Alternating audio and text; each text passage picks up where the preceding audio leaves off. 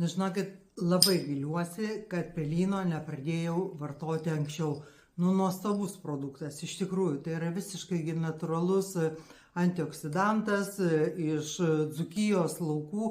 Ir apie pelyną aš jau žinojau ir buvau girdėjus ne vienoje sveikatingumo stovykloje, ir fitoterapeutas Skirkevičius, ir amžinatelis Ruolė labai yra daug kalbėjęs apie pelyną ir jį labai gyręs.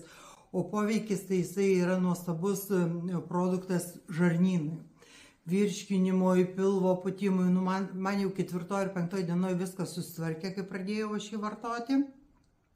Tada kas dar irgi turite šuniukų, kačiukų, tai nuo parazitų. Ir dabar visai nesenai pasidariau Resus laboratorijoje iš išmatų žarnyno tyrimą. Nu, tai yra žarnyno uždegimo, tiksliau, tyrimą, kur rodo parazitus visokias ten, kirmelės, ar nėra uždegimo, ir ten daug rodiklių.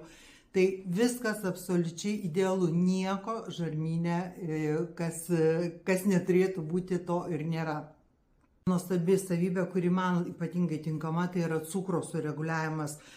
Kaip tik po vienos operacijos man jisai buvo apie 7, dabar pavartojus pelyną mėnesį laiko, jau jisai nukrito ir yra normos ribose, tai tikrai aš galvoju, kad tik tai jo dėka.